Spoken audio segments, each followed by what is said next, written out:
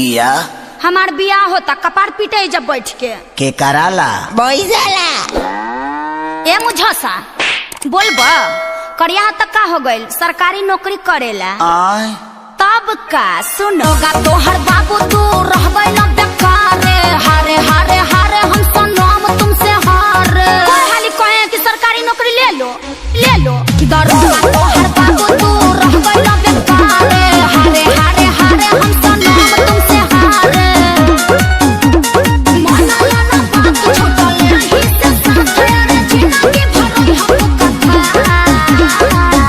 अब हम का बोली हमरा तो बुझाते नहीं के तहनी के बुझाता